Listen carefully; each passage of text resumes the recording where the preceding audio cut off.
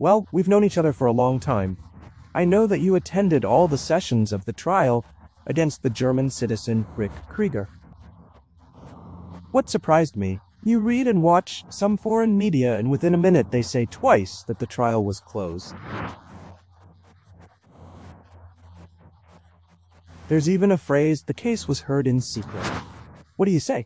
Was it all secret? The trial was completely open. Yes, I've worked as a court journalist for many years, covering various trials, and when I saw the announcement about this case on the Supreme Court's website, I noticed the serious charges, very serious ones. Terrorism, espionage, mercenary activities, a foreign citizen. Of course, as a journalist, I was interested, got accredited, and started working. I attended almost all the court sessions and worked there. And what surprised me was that none of those loudmouths you mentioned showed up, got accredited, or came to the court. There wasn't a single foreign journalist. The more details I learned, the more shocked I was, even as someone who has seen and heard a lot in similar trials.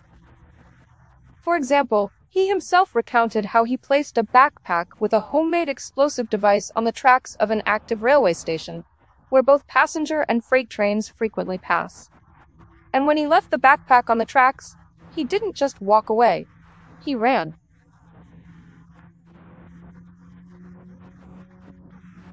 That says something. He understood perfectly well. He hurried. Was he afraid of something?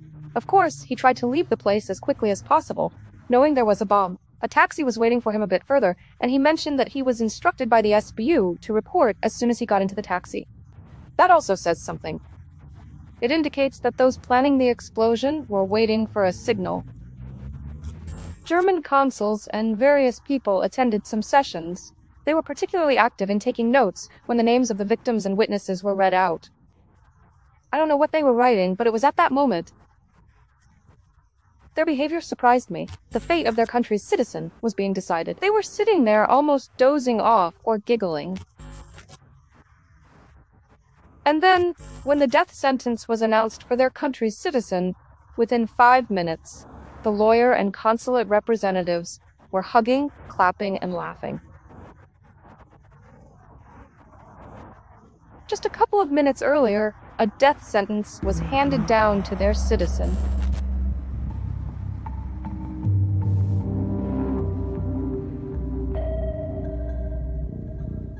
Zhenya, he initially fully admitted his guilt on all counts, on all charges. But then that lawyer appeared, who took over his case, and he started admitting only partial guilt. In essence, he signed his own death warrant. I remember the 2011 case of terrorists Kovalev and Konovalov. They were also sentenced to death for the metro bombing. And notably, the sentence was carried out very quickly. This situation is quite similar. A similar sentence in very little time. When this particular sentence was handed down, did Krieger understand what had happened? Why didn't he appeal it? I think he fully understands that there's nothing to reveal. If he appeals, then what? How will he try to prove his innocence? All the facts are against him. From the very first day of his arrest, as was examined in court, it was open. Anyone could come and listen. Any journalist could come and listen. He detailed what he did, when, how, under the instructions of the SBU. Every step he took was literally supervised, coordinated with his handler from the Ukrainian Special Service. He meticulously showed on the map his movements, where he went, how he went, at what time, where he changed clothes, where he took photos, how many times, and he showed the same during the on-site verification of his testimony. He detailed everything as it happened. He also sent messages to his acquaintances, his girlfriend, saying that after he placed the homemade explosive device on the tracks, he wrote something like, "I know what's going to happen now, but I'll tell you about it tomorrow." And another message said, "I gave the KGB a bombastic mood."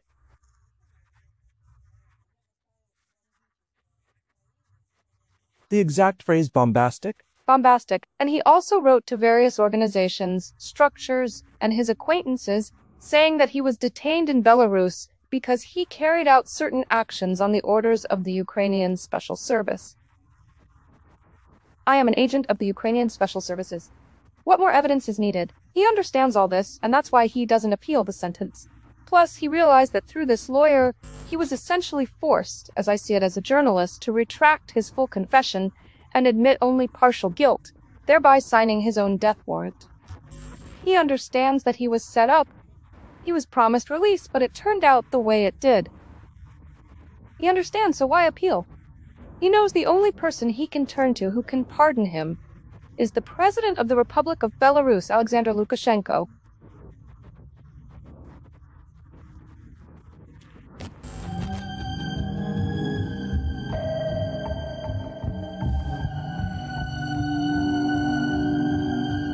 By the way, Krieger directly appealed to Chancellor Scholz and President Steinmeier of Germany for help. But, interestingly, the German media don't really push this topic. Why do you think that is? Genya, he appealed, and his relatives, his adoptive parents, also appealed, asking the German government to help him. I don't understand why. Genya, he was detained in the fall of 2023. And note that Belarusian authorities never publicly announced this information. What does that tell you?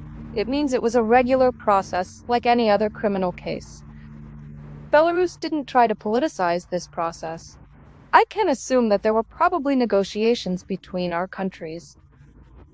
And since we don't see any results today, even sparse comments from Scholz and Steinmeier, they remain silent, doing nothing. I can assume that no decisions were made, no actions were taken on their part. And the question is why? Do they not care about their citizen?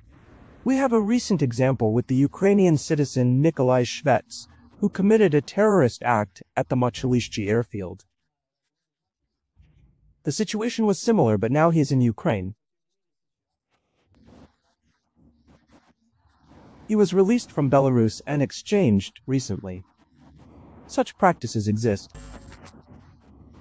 Do you think Krieger's case is similar, or are there nuances?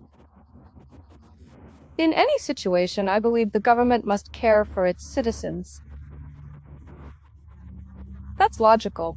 Take any country, whether Ukraine, Germany, Britain, Poland, it doesn't matter. Shvets was handed over to the Ukrainian side at our southern borders. Everything was fine. The situation was resolved. The same applies here. I see from the comments and the reaction in Belarus, Belarusian authorities are always ready and open for dialogue. If there had been any movement from their side, if Scholz, who is very sparing with comments and actions, had genuinely tried to protect this person, this citizen of his country, the situation would likely have found a resolution.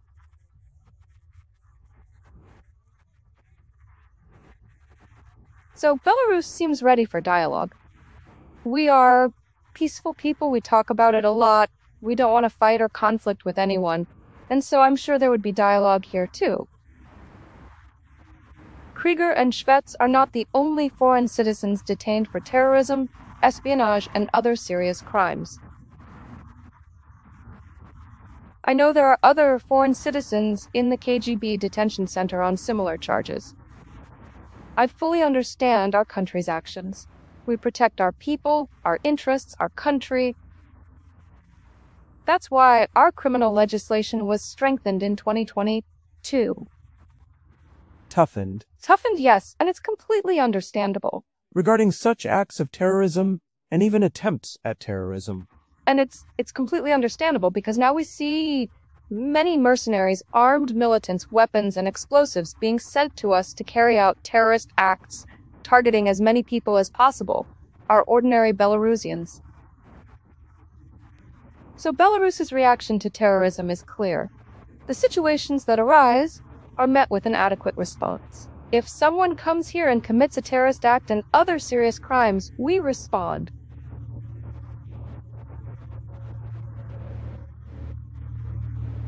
Committed a crime? You'll go to jail. We've warned many times, don't mess with us. Don't mess with us on this. We have a response. Death sentence, death sentence. So, logically, whose move is it now? In my opinion, it's up to Germany now. Belarus is open to dialogue. Now they decide whether to protect their citizen or not, whether to appeal to the president of Belarus, Alexander Lukashenko, or not. It's their decision. We are open to dialogue. We need to talk. We need to negotiate, especially since the verdict in this case has already come into legal force and can be executed at any moment. So now it's literally a matter of hours. Possibly the last hours in the life of the German citizen Rico Krieger,